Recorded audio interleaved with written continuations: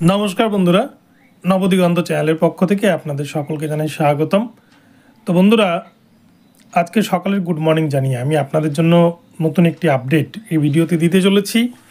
তো এই মুহূর্তে আপনাদের সাথে যে আপডেটটি দিতে চলেছি সেটা স্কুল সার্ভিস কমিশনের যে চাকরি বাতিল মামলা, সেই চাকরি বাতিল মামলা আপনারা দেখছেন বেশ কিছুদিন ধরে কিন্তু সুপ্রিম কোর্টে ঝুল্লু খাচ্ছে, সেই মামলা শুনানি হচ্ছে না।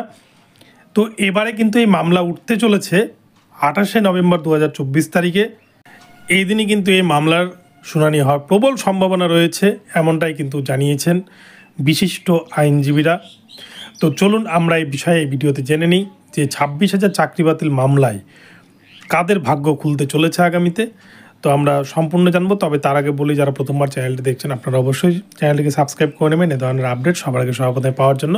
তো চলুন আমরা মূল পর্বে ফিরে যাই।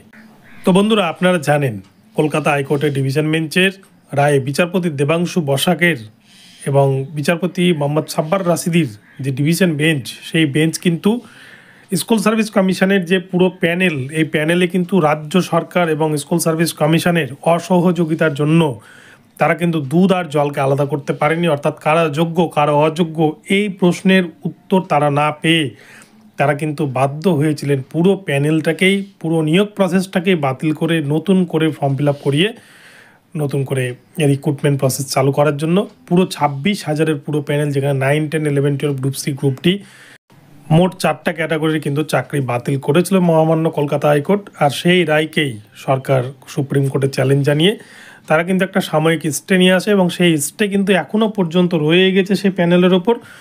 এবং এই মামলাটি আপনারা দেখেছেন সুপ্রিম কোর্টে DY চন্দ্রচূড় স্যারের বেঞ্চে দুবার উঠেছিল, তারপরে কিন্তু মামলাটি আর ওঠে না, ডেট প্রতিদিনই লিস্টেড হয়, মেনশন করা নয়, কিন্তু মামলা কিন্তু উঠছে না।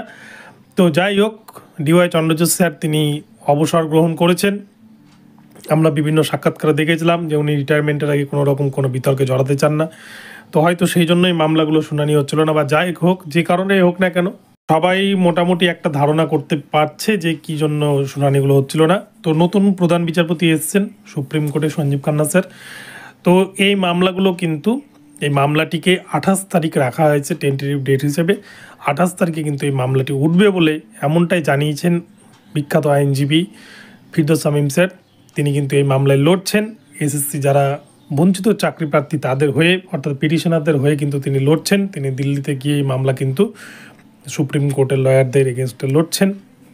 আমাদের কলকাতা থেকে বিকাশ রঞ্জন স্যার এবং ফিরদৌস শামীম স্যার এনারা কিন্তু গিয়ে এই মামলাটিকে এখনও পর্যন্ত কিন্তু বাঁচিয়ে রেখেছেন এবং এখনও পর্যন্ত পিটিশনারদের কিন্তু একটা চাকরি পাওয়ার বা কপাল খোলার কিন্তু একটা সম্ভাবনা রয়েছে সুপ্রিম কোর্টে। এই মামলাটি 28 তারিখ যদি শুনানি হয় তাহলে কিন্তু নভেম্বরে হয়তো এই মামলার একটা জাজমেন্ট হয়ে যাওয়ার সম্ভাবনা রয়েছে।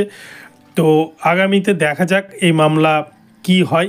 তবে যেটুকুটা খবর পাওয়া যাচ্ছে 28 তারিখে কিন্তু আমাদের কলকাতার অ্যাডভোকেটরা তারা কিন্তু দিল্লিতে সুপ্রিম কোর্টে উপস্থিত থাকবেন এবং এই মামলাটিকে ওই দিন শুনানি করানোর জন্য তারা আপ্রাণ চেষ্টা করবেন।